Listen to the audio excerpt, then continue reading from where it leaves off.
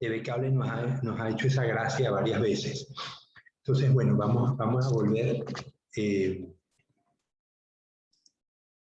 Ok, nos íbamos a desconectar y vamos a poner la...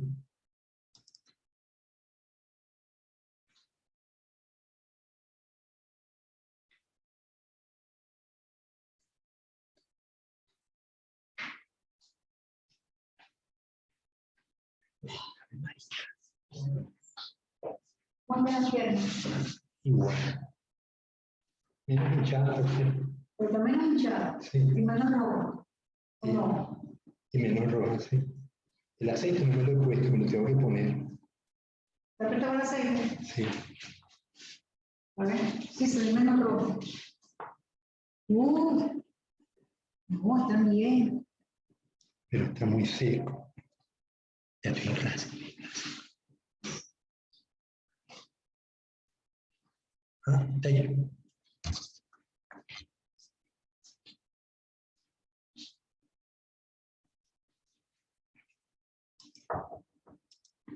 Ok, entonces vamos a compartir los detalles, vamos a estudiar el método científico y vamos a ver que tiene una serie de pasos, ¿no? El primero, realmente yo debería haber preguntado esto y luego vemos si coincide con lo que los compañeros de la mañana propusieron, ¿no? Entonces, el primer caso, ¿qué es lo que llama la atención al investigador? ¿Cómo se inicia el proceso del método científico? A ver, Vicente, ayúdame.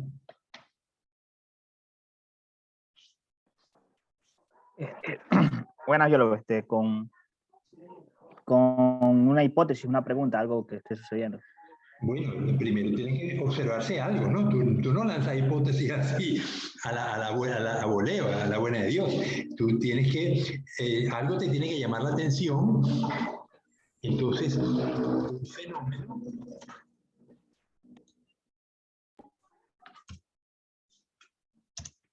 ocurre que le llama la atención al investigador. Ajá. Entonces, en el caso de los bosques que les estaba contando al comienzo, que dije que no les seguí contando porque vamos a usar el ejercicio, el ejemplo como ejercicio para la clase, nosotros teníamos...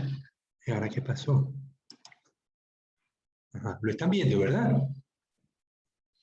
El método científico, ¿están viéndolo en pantalla? Dime. Sí, biólogo, sí se puede. Okay. Entonces, les contaba, ocurrió en un parque nacional que está al lado de Caracas, la Parque Nacional del Ávila, un parque muy bonito, un bosque nublado, bellísimo, pero sin embargo, por estar tan cerca de la ciudad, se quema con frecuencia. Entonces, en un incendio bastante grande que hubo, quisimos nosotros estudiar qué pasaba, cómo se recuperaba la comunidad. Entonces, tomábamos muestras, fotografías antes de que empezara a llover, porque luego que empezó a llover fue cuando empezó a recuperarse la vegetación.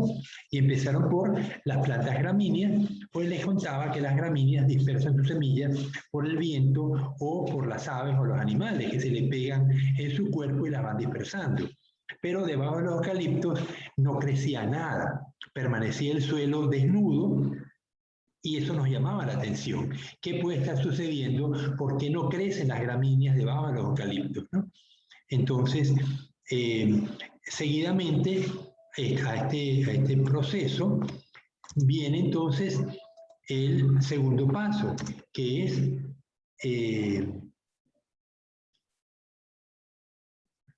vamos a poner, en este caso, tenemos debajo de los eucaliptus, SP, eucalipto es el género. Saben que es una mirtácea de la misma familia de las guayabas. Debajo del eucalipto SP no crecía, no crecía.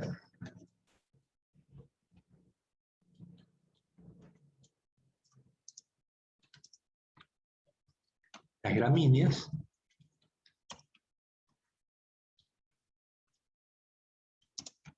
pero a distancia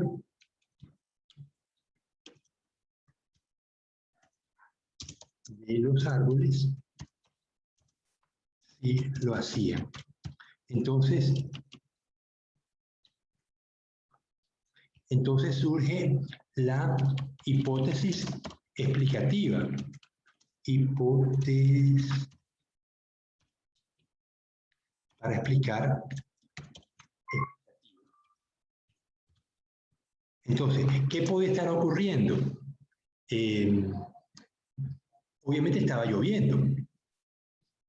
Entonces, podía haber dos procesos ocurriendo al mismo tiempo. Uno, que los árboles de eucalipto tuvieran sustancias inhibidoras al crecimiento de otras plantas que eran producidas y se lixiviaban, se lavaban del árbol y afectaban las plantas que estaban inmediatamente cercanas al árbol. Pero ¿qué pasaba con la distancia? Porque eso era lógico con plantas que están inmediatamente debajo del árbol. Pero es que el efecto del no crecimiento ocurría del árbol a varios metros en la distancia, donde no era posible que las gotas de las hojas o el agua que lavaba la superficie del árbol estuviera exponiéndose a las semillas que estaban a cierta distancia. Entonces, había que plantear dos hipótesis. La hipótesis A1, sustancias inhibidoras de la germinación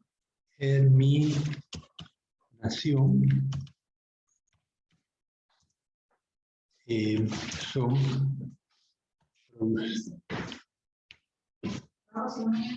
producidas por el eucaliptus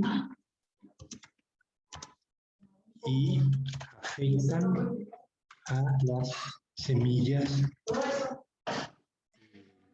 que se encuentran debajo del árbol. Ok, eso es una hipótesis, ¿no?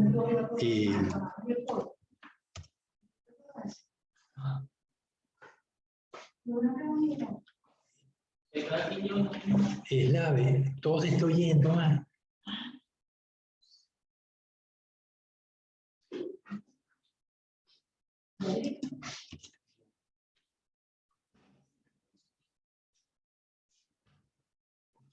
Y la hipótesis entonces, no. Entonces hacía falta una segunda hipótesis, que según ustedes, ¿cuál debería ser? Para poder afectar esas semillas que están a distancia del árbol.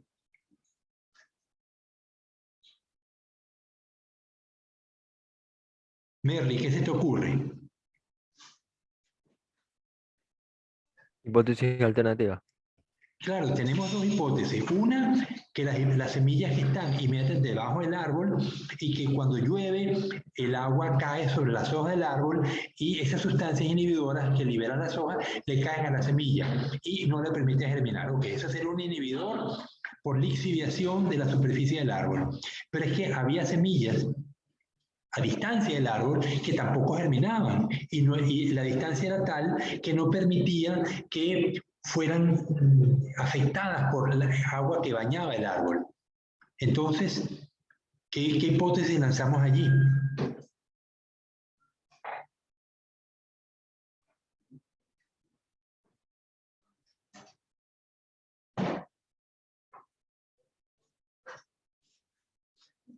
¿Puede haber inhibidores gaseosos? ¿Creen ustedes que puede ser posible?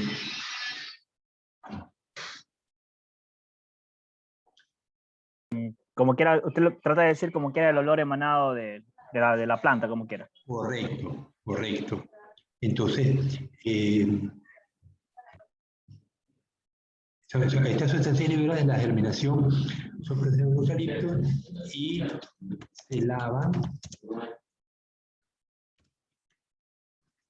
de la superficie de las hojas y el tronco y afectan a las semillas que se encuentran debajo del árbol. Esa es una. Y entonces la otra hipótesis es que sustancias inhibidoras de la germinación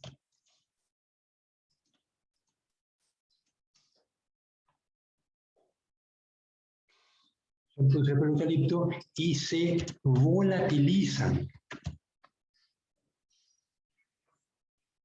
a cierta distancia e inhiben la germinación.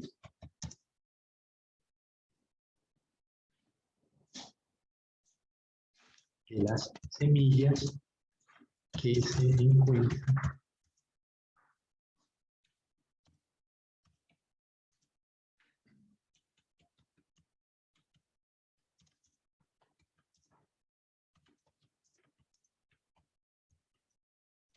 Ok, entonces tenemos dos hipótesis que me explican el fenómeno que estamos observando. A ver, entonces, ¿qué experimento pudieron ustedes diseñar para verificar la primera hipótesis?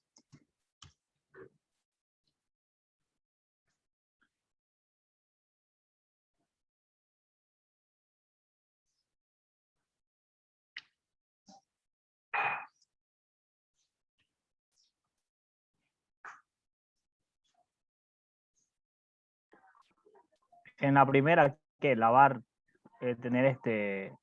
poner las gramíneas debajo en el suelo y lavar el eucalipto, ¿no? O sea que el agua lave y que caiga encima de las gramíneas a ver qué sucede. Y luego con el siguiente, como quiera, sería vaporizar la hoja de eucalipto. Ok, sí, es una posibilidad. Ya que quiero volver con ustedes y no puedo. Ah, claro, estoy acá. Entonces hacemos un experimento 1, en que consiste, vamos a ponerlo en la siguiente página, ¿no? El experimento 1. Entonces tenemos cuáles son las superficies desde las cuales pueden desprenderse las sustancias del árbol. Pueden ser las hojas, las ramas, el tronco o las raíces. Esas son todas las superficies posibles, ¿verdad? Entonces, podemos tomar una muestra de hojas verdes. Bueno, tenemos hojas verdes en el árbol y hojas secas en el suelo.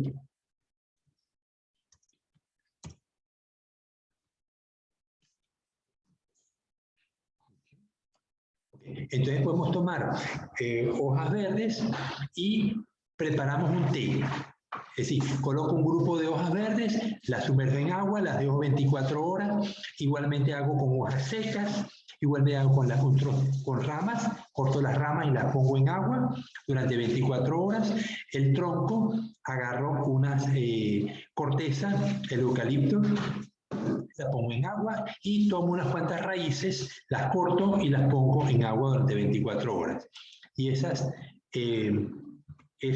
agua que saqué de cada uno de estos elementos, voy a colocar entonces, a ver, una planta que me crece muy rápidamente es la planta de lechuga. La semilla de lechuga tiene la ventaja de que en 24 horas germina. Entonces, colocamos cápsulas de Petri con 10 semillas de lechuga, un papel de filtro en la base, las semillas encima y el control, tenemos 3 réplicas por cada uno. El control, ¿cuál sería el control en este caso? Pues yo tengo agua de hojas verdes, agua de hojas secas, agua de ramas, agua de tronco, agua de raíces. Tengo 1, 2, 3, 4, 5, por 3, 15. Tengo 15 cápsulas de Petri con 10 semillas de lechuga en cada una. ¿Y el control, cómo lo hacemos? Sería con agua normal nomás, Agua destilada. para ver agua Exactamente. destilada. Exactamente. Entonces tenemos un control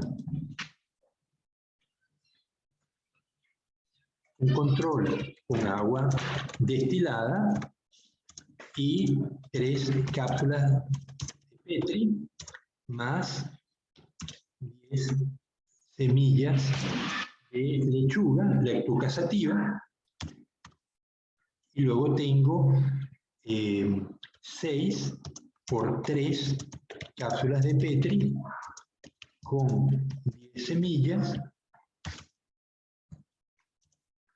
irrigadas con cada solución. Basta con humedecer 1 mililitro. Se coloca 1 mililitro de cada solución de control de agua destilada o de cada una de las soluciones de hojas verdes, hojas secas. Ok, entonces,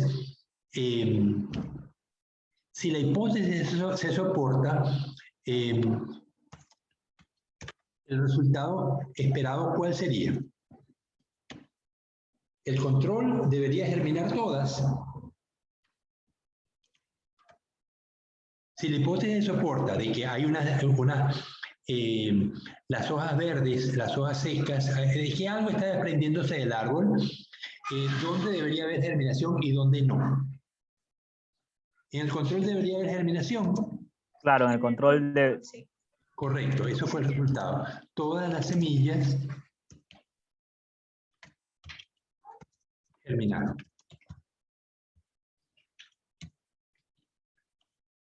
En hojas verdes tenemos hojas secas, tenemos tronco, tenemos raíces. Ajá. Ok, entonces ahí les tengo que dar yo el resultado, ¿no? Todas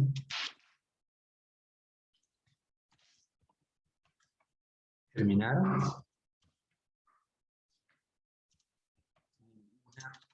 Terminó. Tronco. Todas terminaron. Raíz. Todas terminaron. Ok, entonces, conclusión. Las semillas estaban viables, es decir, todas germinaron en el control, pero ¿qué pasó? ¿En cuál de las unidades del eucalipto estaba radicada el efecto inhibitorio? En la hoja seca. En las hojas secas. Las hojas secas tenían la posibilidad de desprender sustancias inhibidoras y las hojas secas caen del eucalipto y tapizan el suelo. Son unas hojas bastante duras que tardan mucho en descomponerse. Entonces, ellas liberan esa sustancia que inhibe la germinación. Ok, entonces ya tenemos, sabemos que hay un efecto inhibitorio real y sabemos quién lo causa, que no son las hojas verdes, ni el tronco, ni las raíces, son las hojas secas. Y ahora el segundo experimento. Experimento 2. ¿Cómo lo hacemos el experimento 2? Acuérdense que este experimento tiene que ver con sustancias volátiles, ¿no? Entonces, lo que podemos hacer es que tomamos los mismos elementos, hojas verdes, hojas secas, tronco, raíz, y lo maceramos en un mortero. Ustedes nunca, ¿cómo decía la gente que usáramos la hoja de eucalipto cuando teníamos el proceso de la pandemia de COVID? ¿Se acuerdan que la gente recomendaba que usaran el eucalipto? ¿Cómo decían que lo usaran? Claro, hacerse baño de vapores, como quiera. Ajá. Con vapor. se colocaban las hojas verdes en agua hirviendo y se respiraban los vapores. Entonces, en este caso, lo que hicimos fue preparar un macerado. O sea, un mortero con un mazo de madera, colocamos las hojas verdes y las machacábamos. Luego, igual hacíamos con las hojas secas, con el tronco y las raíces. Y el control, pues nada, no se colocaba nada, ¿no? Porque lo que se hacía era... ¿Cuánto gasta?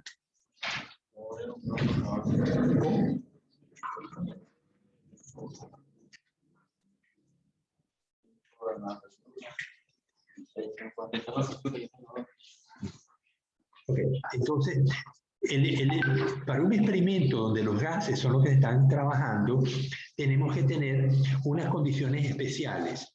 Ahora, las cápsulas de Petri no van a estar expuestas al aire, van a estar... igual vamos a tener las semillas de lechuga en cápsulas de Petri con su papel de filtro, irrigadas con agua destilada, pero las vamos a colocar en un recipiente cerrado. De tal manera que si se liberan gases desde alguno de los macerados, van a afectar el crecimiento de las semillas de lechuga. Entonces, se colocaban entonces 3 cápsulas de Petri con su papel de filtro, las 10 semillas en cada una, en recipientes. ¿En cuántos recipientes? Hojas verdes, hojas secas, tronco y raíz. 4 recipientes, ¿no? Entonces, ya les digo, y a las 24 horas leíamos el resultado y ya les digo entonces el control.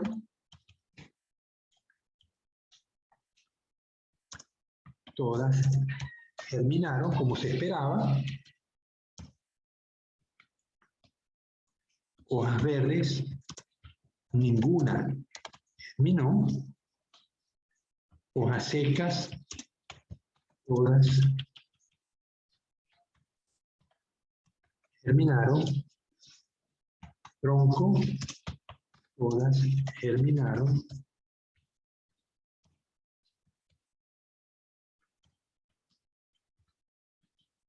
Y raíz, bueno, ustedes se lo imaginan.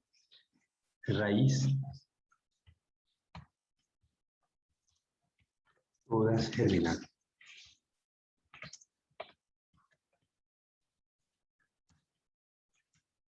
Ok, entonces en conclusión, tenemos que las hojas verdes tienen efecto inhibitorio de tipo gaseoso.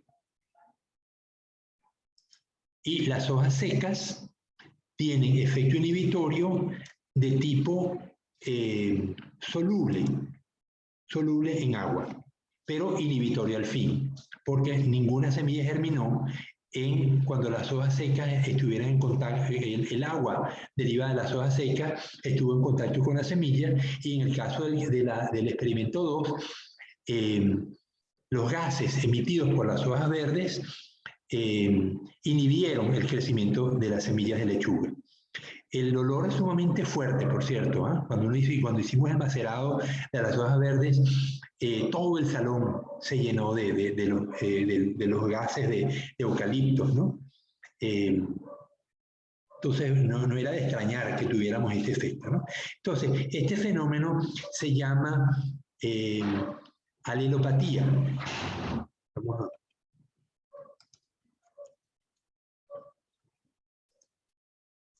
Alelopatía. La alelopatía viene de 2 palabras griegas. Alelo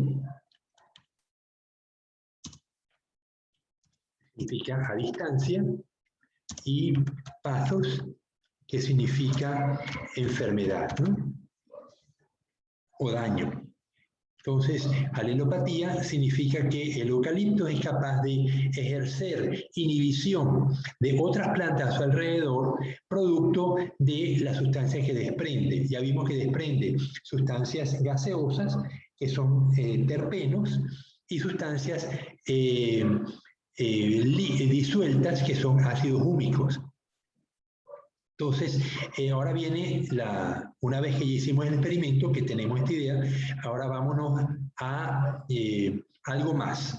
¿De dónde viene el eucalipto? ¿Qué animalito conocen ustedes que solamente conoce eucalipto, come eucaliptos? Que se ve, lo representa mucho como Los pandas. los pandas. No, el panda come, come bambú. Los koalas, biólogo. Los koalas. ¿Los koalas en qué país están?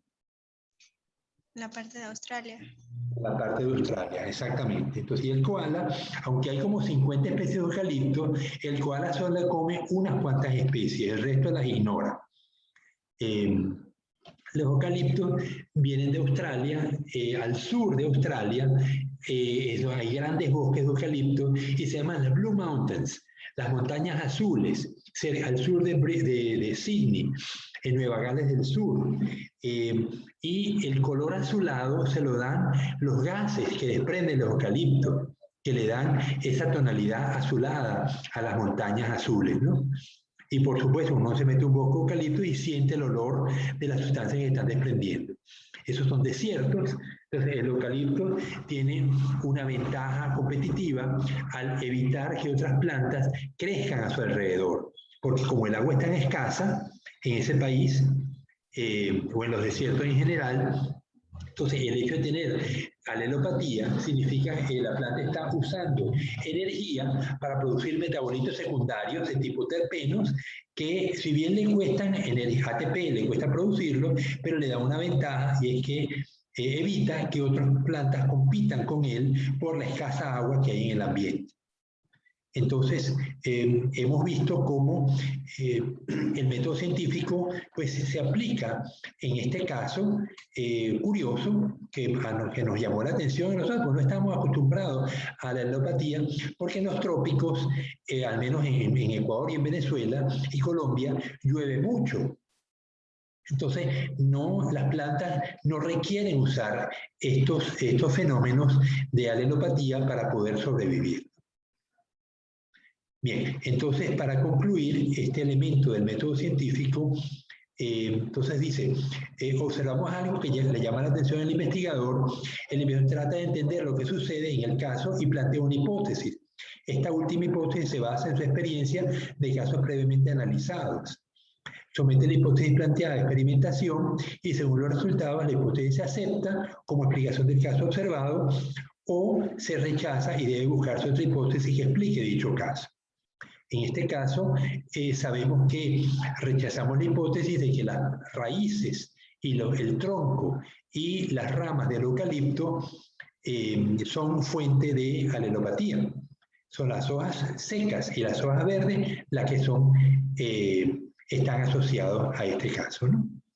Bien, ¿alguna duda, alguna pregunta?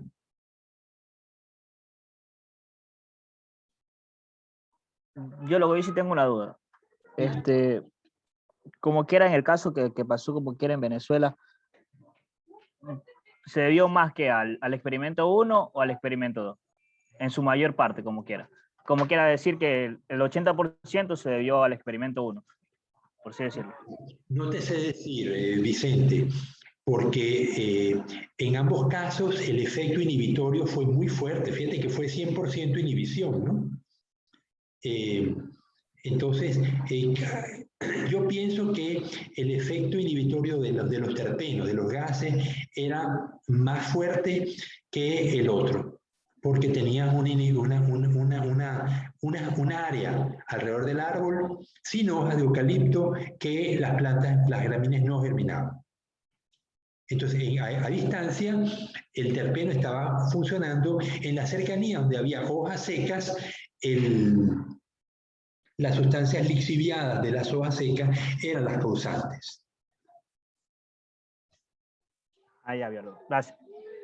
Ok. Entonces, bueno, vamos a seguir la clase con las generalidades del diseño de estudios biológicos. Aquí nos toca hablar de tipos de variables, fuentes de variación, muestra control, control de variables indeseadas, población muestra, muestra aleatoria. Vamos a empezar por lo que son variables dependientes e independientes. Una variable independiente es aquella que fija el investigador y que se espera que provoque cambios en un organismo. Si yo quiero medir el efecto, el nervio, por ejemplo. Los nervios transmiten corriente eléctrica, solo que los cables de electricidad, los electrones se mueven por diferencia de potencial. En el caso de los nervios, no es una diferencia de potencial exactamente, bueno, sí es una diferencia de potencial, pero el potencial lo causa unas sustancias, unas sales de potasio, átomos de potasio y átomos de sodio, que están en distinta concentración dentro de la célula y fuera de la célula. Entonces, cuando las concentraciones de sodio y potasio se igualan adentro y afuera, la célula se despolariza. Pero ese proceso de salida y entrada de sodio y potasio a través de la membrana celular es lo que provoca el desplazamiento del impulso nervioso en los nervios. Entonces, si yo quiero probar si el nervio funciona o no, yo puedo quitar todo el potasio fuera del nervio y dejar solamente el sodio. Y voy a ver que en ese caso el nervio no transmite nada. El nervio no se depolariza porque he eliminado uno de los elementos causantes de la polarización, como es el potasio, ¿no? Bien, entonces, en este caso, el potasio me está funcionando como variable independiente. Yo la coloco a voluntad, puedo colocar distintas concentraciones de potasio y voy a medir la reacción, que es la capacidad del nervio de transmitir impulsos. Entonces, en este caso, la variable dependiente es el impulso que se transmite y la independiente es el potasio que he colocado o he quitado. Entonces, la variable dependiente es aquella que resulta afectada por los cambios en las variables independientes y que será la que el investigador mida en el ensayo. Puede haber muchas variables independientes, pero usualmente el investigador trata de concentrarse en una sola variable dependiente. Es por lo general. Puede haber ensayos con varias variables dependientes, pero por lo general los investigadores tratan de concentrarse en una, inclusive una independiente y una dependiente. Ahora, fuentes de variación en un ensayo son todos los posibles factores o fuentes que pueden influenciar el comportamiento de la variable dependiente de un ensayo. En el caso del ensayo con hormonas ideales, bueno, lo que pasa es que aquí vamos a cambiar, pues yo en la mañana usé otro ejemplo distinto. Vamos a decir de sustancias alelopáticas.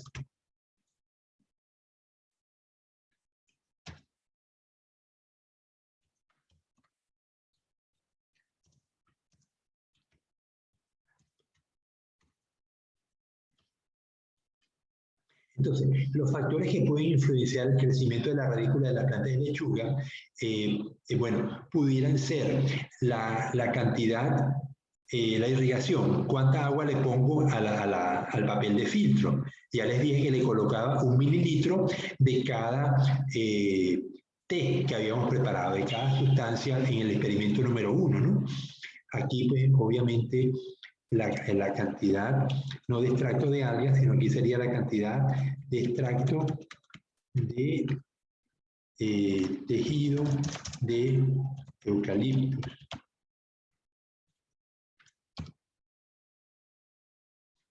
Entonces, en cada caso, pues me cambiaba, en el caso de la raíz, en el caso de las ramas, las hojas verdes, las hojas secas, la cantidad de extracto cambiaba, el tipo de extracto cambiaba. La temperatura me podía afectar, pero ¿cómo evitaba yo, cómo mantengo yo la temperatura del ensayo? Pongo todas las cápsulas de Petri en el mismo sitio, de tal manera que la temperatura ambiental es la que me está afectando por igual a todas las cápsulas de Petri. Los nutrientes en la solución con la que se riega. Como estoy midiendo germinación, la planta requiere nutrientes para crecer, pero para germinar no necesariamente requiere nutrientes. Por eso es que la solución en este caso era agua destilada. Pero en el caso de esta mañana sí se requería una solución de Hoagland.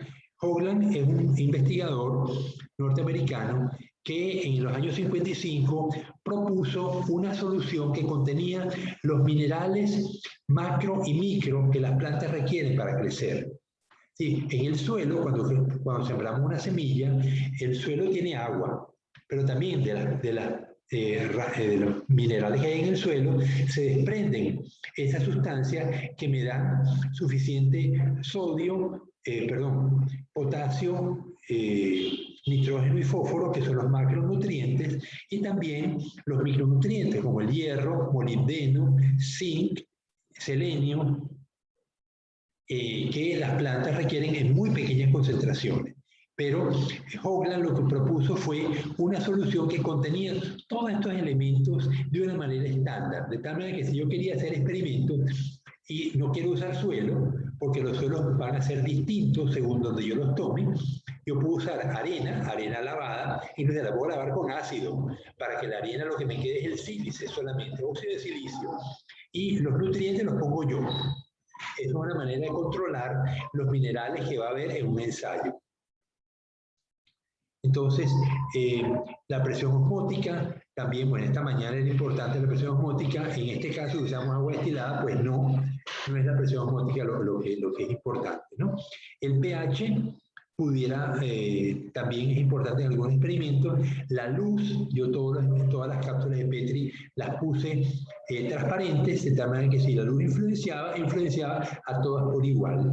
El tipo de sustrato era papel de filtro, era igual en todos los casos. Es decir, que ustedes se dan cuenta que el ensayo fue diseñado de manera que la sustancia que me estaba influyendo era esta, la que marqué en rojo, la cantidad de extracto de tejido de eucalipto, mientras que todas las demás variables quedaban controladas.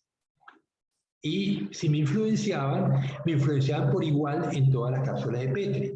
Ahora, la muestra control era fundamental, porque es aquella muestra en la que las variables independientes controladas por el investigador no van a variar.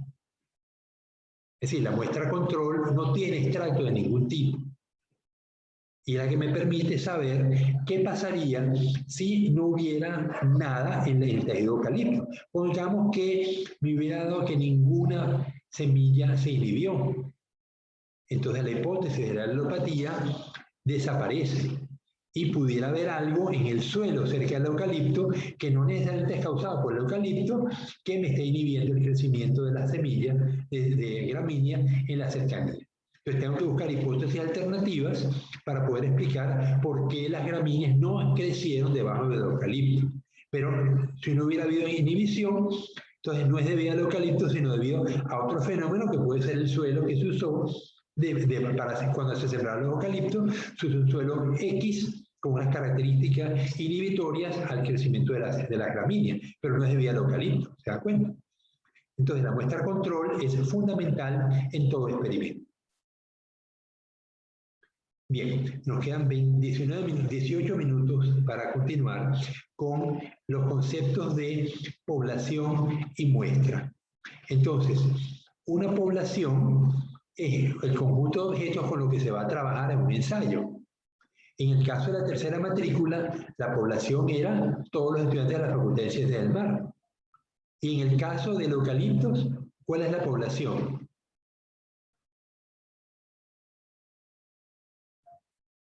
La especie que estaba en el, como quiera, sería, ¿no? Si había algunas especies, serían todas las especies que estaban en el... Pero fíjate, es el conjunto de objetos con los que se va a trabajar en un ensayo. El eucaliptos es una... La semilla. Pero vamos a manipular otra especie. ¿Cuál era la otra especie? ¿La semilla de qué? De lechuga. La semilla de lechuga. ¿Por qué la escogimos? Porque germinan muy rápido y en 24 horas yo tengo crecimiento.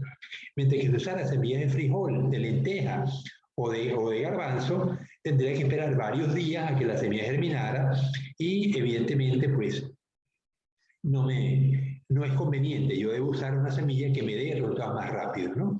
Entonces, en el caso de la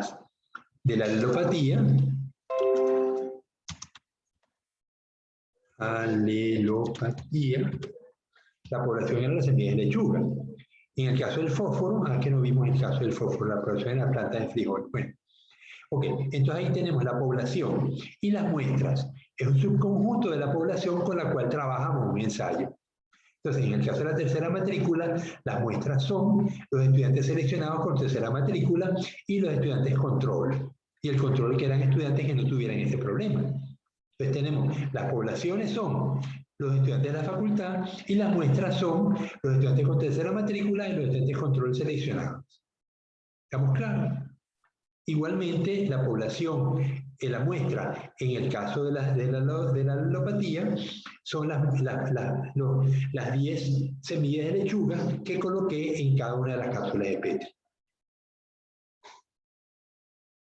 Bien, vamos a seguir. ¿Qué me faltó? Entonces, vimos que los tipos de variables, las fuentes de variación, la muestra control, el control de las variables indeseadas, cómo yo trato de mantener homogéneo el ensayo, de tal manera que las variables que me pueden perturbar, temperatura, luz, pH, yo lo tengo unificado a todo el mundo. Pero a veces yo no tengo controlado ciertas variables. Pongamos... Ustedes saben que el Sol cada tanto tiempo hace explosiones y emite radiaciones que llegan a la Tierra. Pudiera ser que estas radiaciones me afecten el crecimiento de las plantas, pero como no estoy al tanto, yo no lo controlo. Claro, si es un tiempo corto, como en 24 horas, es muy probable que si ese caso tuviera algún efecto, me hubiera afectado a todas las cápsulas de Petri por igual. Pero muchas veces no estamos al tanto de esas variables que nos afectan los experimentos. Con uno de mis tesistas, ellos montaron un ensayo para verificar cómo las plantas de lechuga y las tilapias interactúan en un cultivo. Y ellos querían medir cuántas tilapias hay que colocar o cuántas semillas, cuántas plantas de lechuga hay que colocar para que todo el nitrógeno que me liberan en forma de amoníaco en la orina de las tilapias sea absorbido por las plantas de lechuga, de tal manera que el agua no haya que cambiarla. Eso se llama un cultivo acuapónico, donde no es hidropónico, porque sería una solución en la cual tengo las plantas creciendo, sino que sería acuapónico. Tengo tilapias en un tanque, plantas de lechuga en otro sitio, y por medio de una bomba yo llevo el agua del tanque de las tilapias hacia las lechugas, y las raíces de las lechugas me absorben los minerales y me purifican el agua. Entonces ellos querían saber cuántas lechugas había que poner. Y el ensayo terminó evidenciando que había 7 kilos de lechuga por cada kilo de tilapia, para que el ensayo, el agua se mantuviera purificada indefinidamente.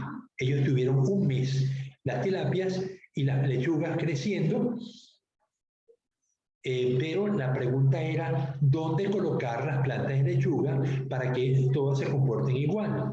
Entonces, ante la duda, nos fuimos a hablar con una profesora de botánica de la Universidad Técnica de Manabí, una amiga mía de Venezuela, y ella es especialista y nos dijo que la luz influencia muchísimo el crecimiento de las plantas y por lo tanto tenemos que tener un control muy alto de la luz. No podemos colocar algunas plantas elevadas y otras plantas de lechuga bajo en una pared, como era lo que originalmente habíamos pensado, sino que todas tienen que estar horizontales y en el mismo sitio, de tal manera que recibieran la misma cantidad de luz para asegurarnos un ensayo controlado.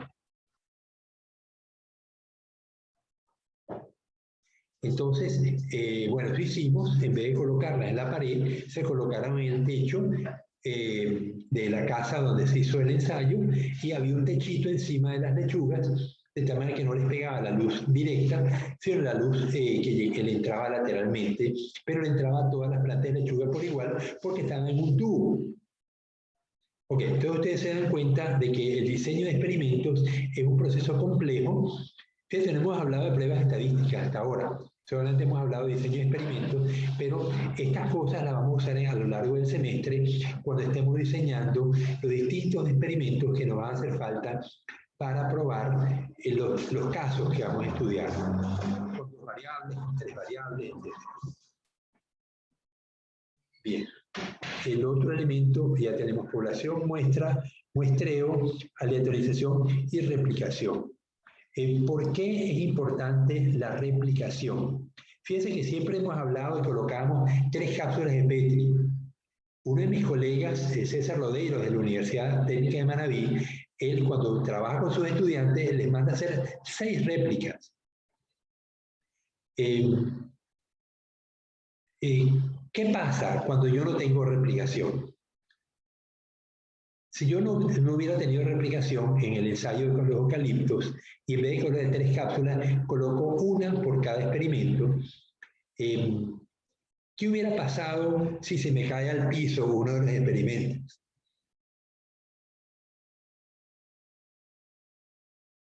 Hubiese tenido que repetir todo como quiera. Claro, bueno, al menos perdí ese ensayo. El ensayo de se me cayó al piso, se perdió. Si hubiera tenido 3 réplicas, bueno, al menos me quedaban 2 réplicas, que sigue siendo un experimento válido. Pero se dan cuenta que la replicación es indispensable. Además, las pruebas en estadística no trabajan con las medias. Ellos aspiran a verificar si las medias son significativamente distintas. Pero para probarlo no usan la media, usan la varianza. Y cuando yo tengo una sola cápsula, yo no tengo variación, porque tengo un solo dato. Cuando tengo 3 cápsulas, yo tengo, cada una tengo 10 semillas, entonces yo tengo el porcentaje de semillas en la cápsula 1, en la cápsula 2, en la cápsula 3. Entonces yo puedo sacar un promedio y tengo variabilidad. Pero cuando tengo una sola cápsula, no tengo variabilidad. Entonces no puedo hacer pruebas estadísticas. Por eso es que yo no puedo trabajar sin varianza. La varianza está asociada primero, a los cromosomas. Sabemos que los genes, hay genes, cada uno de nosotros tiene el mismo gen en 2 cromosomas distintos, 2 cromosomas homólogos. Y ese gen puede ser heterocigoto o puede ser homocigoto. O sea, si el gen es igual o que derivaba de mi papá y de mi madre, yo soy homocigoto para ese carácter. Si mi papá tiene un carácter distinto y mi mamá lo tiene distinto al de mi papá, yo soy heterocigoto. Vamos a hacer rapidito un experimento con ustedes. Díganme si me pueden ver. Voy a doblar la lengua así. Ok, Vicente, dime si lo puedes hacer. No. Vicente, no. Dime, María Ordóñez. ¿Puedes doblar la lengua como la doblé? Sí. Sí. Cris. Cris Rodríguez. ¿Puedes doblar la lengua como la doblé? No, biólogo. No. Ok. Me queda... Lo que pasa es que la muestra es muy pequeña. A ver, ¿quién me queda en clase? Ok, tenemos entonces María, Vicente, Cris y el resto de los estudiantes. Bueno, hay un estudiante o 2 estudiantes se desincorporaron. Bien, entonces no me va a servir el ensayo porque José sí puede, ¿no? Entonces me da que 50% de nosotros sí podemos y 25%, pero el 50% no puede. Esto se debe a un gen recesivo. Los que no pueden doblar la lengua son homocigotos recesivos. Ni tu papá ni tu mamá lo puedes verificar, Vicente. Cuando salgamos de clase, llama a tu papá y tu mamá. ¿Están vivos? Sí, todavía están vivos. Gracias a Dios. Haz esa prueba. Llama a tu papá y a tu mami. No sé si están separados o juntos, eso no es problema. Lo importante es que les preguntes si pueden doblar la lengua como yo la doblé. Es probable que te digan que no, porque ya lo conozco, lo he verificado con números muy grandes. En general, el 25% de las personas no lo pueden hacer, y ellos son homocigotos recesivos. El 75% va a haber un 25% que son homocigotos dominantes y un 50% son heterocigotos. Todos los heterocigotos y homocigotos dominantes pueden doblar la lengua, sí. Un 25% no. Entonces, el próximo jueves que tengo clases con sus compañeros, voy a hacer la prueba, porque ellos son 20, ¿no? Son 19 y conmigo 20. Entonces vamos a ver si se cumple la hipótesis que estoy planteando de que es un homocigoto recesivo. Pero ustedes al llegar a casa, verifiquen, María José, María Alarcón y Cris, llamen a sus padres y pregúntenles si ellos pueden doblar la lengua. A ver si ocurre que los dos padres pueden o los padres no pueden, o uno sí o uno no. Y el día que tengamos clase de nuevo, me dicen el resultado. ¿Estamos de acuerdo? Listo, biólogo. Ok, biólogo. Ok. Entonces, esto es un experimento de genética poblacional. Bueno, mira, vamos a parar la clase aquí porque el tema que me falta es muy largo y no tendría tiempo en pocos minutos de dictarlo, que es tipo de muestreo. Es un tema demasiado importante y lo vamos a ver en la próxima clase, que es con lo que terminamos. Bueno, no, avanzamos en este capítulo. Me falta el deber que lo vamos a ver en la próxima clase, el deber que van a tener que hacer. Así que ya paro de compartir. La clase está grabada, yo la coloco en el aula virtual enseguida. Si la quieren revisar, estamos a la hora. Bueno, ¿alguna duda, alguna pregunta antes de terminar?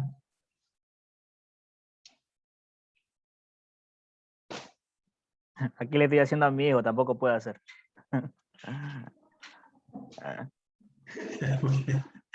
Bueno, les dejo esa curiosidad de genética poblacional con respecto al gen recesivo que impide que la gente doble la lengua como la doble.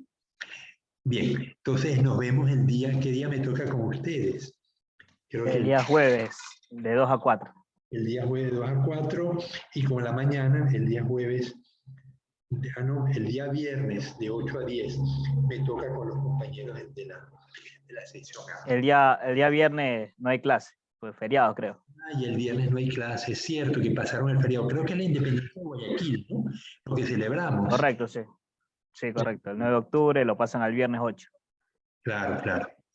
Bueno, Vicente, un placer haberlos tenido. Espero que les haya gustado la clase, se hayan divertido. Es importante que las clases uno la diviertan para no dormirse y para aprender con más ahínco. Si a uno le divierten las cosas, seguro que las va a aprender mejor. Bueno. Así es, biólogo. Nos vemos entonces el día jueves. Hasta luego. Hasta luego, biólogo. Cuídese.